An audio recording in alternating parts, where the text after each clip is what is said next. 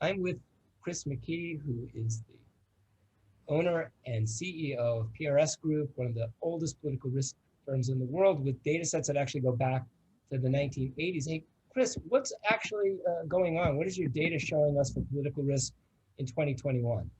Data showing a lot, Peter. Let me just run through some of those countries that we've got up on the screen.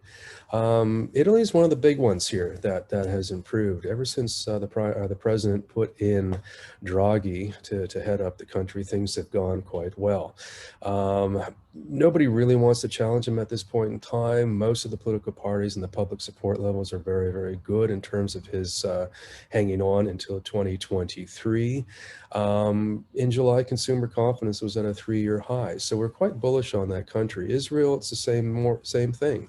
The ceasefire began to hold. The new prime minister in Bennett. He represents a nice coalition of diverse parties, including the Arab Party.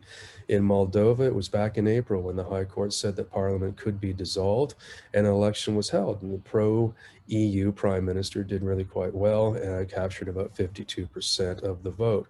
On the downside, we've got some notables. Of course, Myanmar is up there. There was the coup at the beginning of the year, and the extent to which the military has been able to sustain itself rather, in the face of sanctions and international pressure has been quite impressive, largely financing itself through the jade industry and through the support of China.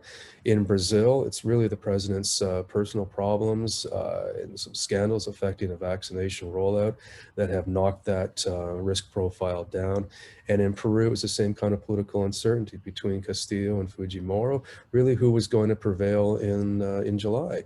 And in this case, I think the risk profile rather of Peru has started to stabilize because the kind of rhetoric that was coming from Castillo at the time that was very anti-capital has stopped.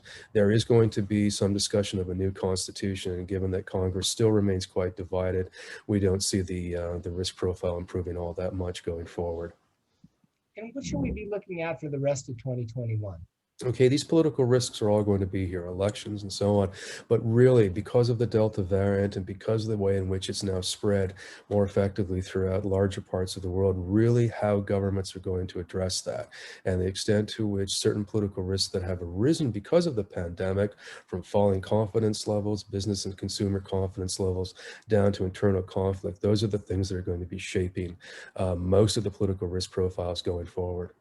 Lots of unknowns. Chris McKee, thanks so much for being with us. Okay, Peter, thanks very much.